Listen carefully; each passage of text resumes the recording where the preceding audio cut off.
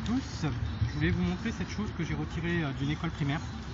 Parce que vous voyez bien qu'on cherche à endoctriner nos enfants, on cherche à en faire des européistes.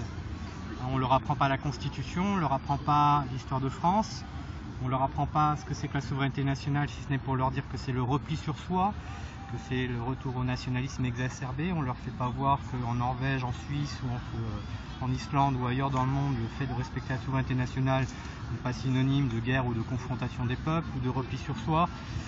Bref, on endoctrine nos enfants et on met des drapeaux europistes jusque sur les frontons d'école. Ils ne se contentent plus des mairies, ces enfoirés. Donc je l'ai retiré. Alors pour les autorités, si vous voulez me foutre un procès au cul, ça ne me dérange absolument pas. Je m'appelle Sylvain Baron. Je dis à Paraguay-Saint-Hilaire, il n'y a pas de souci, cherchez-moi. Je voudrais bien savoir ce que vous pourrez me dire, parce que ça c'est un emblème, c'est pas un drapeau. Je vous rappelle que dans le titre de la Constitution, il n'y a pas marqué le drapeau européiste et le drapeau national. Ça c'est qu'un emblème de merde. J'ai pas payé des impôts pour qu'on viole ma souveraineté, notamment à travers le traité de Lisbonne. Quand je dis non, c'est non. Donc, cherchez-moi. Et en attendant, pour les autres résistants, écoutez, c'est pas difficile. Vous prenez une clé technique. Abusé à dire ça. Ouais.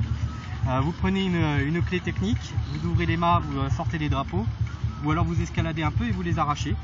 Et puis on peut les envoyer aux Landes. C'est son projet à lui, c'est pas le nôtre. Donc voilà. Et puis je vous souhaite une bonne journée. Allons enfants de la patrie, le jour de gloire est arrivé.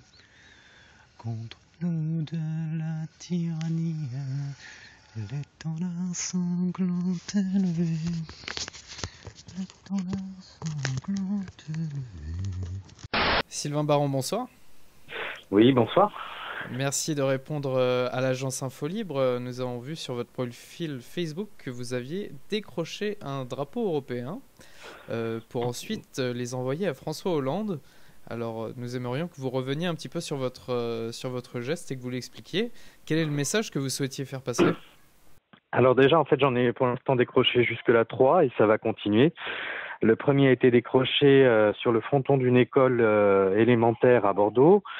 Le second a été décroché dans un village qui s'appelle Borèche, qui est à proximité de Bordeaux. Et le troisième a été décroché hier à Sadirac, toujours à proximité de Bordeaux.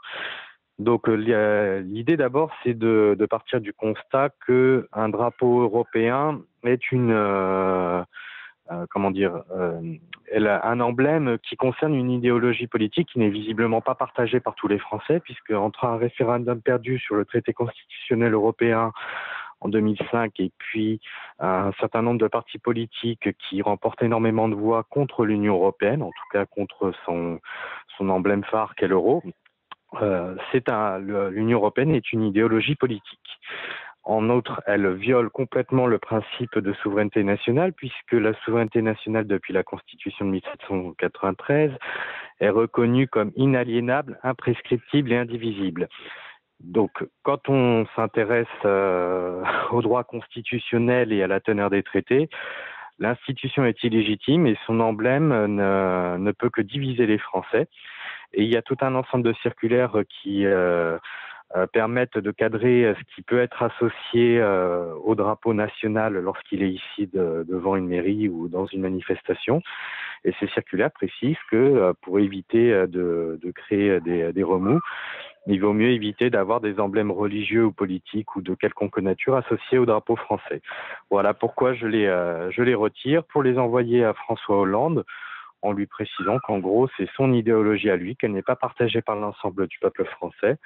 Et je conclus en envoyant un petit courrier au maire pour leur expliquer tout ça. D'accord, alors concrètement, est-ce que vous exposez à des sanctions malgré le fait que la loi soit plutôt ambiguë à ce sujet ? Oui, puisque ça reste, on va dire, un vol, si je devais trouver la façon dont ça pourrait être formulé contre moi. Après, je suis pas tellement inquiet parce que à la base, déjà, je considère que ma petite personne compte moins que le fait de défendre un pays. Donc, je suis pas vraiment inquiet. Je pense pas non plus que je pourrais faire de la prison pour ça. Et si honnêtement, ça devait aller jusqu'à un procès, pour moi, ce serait l'occasion de faire une tribune politique sur la légitimité de l'UE dans nos vies. Très bien, eh bien, Sylvain Baron, nous vous remercions d'avoir expliqué votre action à l'agence Info Libre. J'ai oublié de vous présenter tout à l'heure, mais vous êtes l'un des fondateurs du journal papier Paul à gratter. Le prochain numéro est prévu pour quand? Ah bah là, on est en train de boucler le prochain numéro, donc avec un peu de chance, dès la fin de ce week-end, ça sera prêt. Très bien, eh ben, tenez-nous au courant, on relaiera l'information. À bientôt Sylvain. Bah, j'en remercie.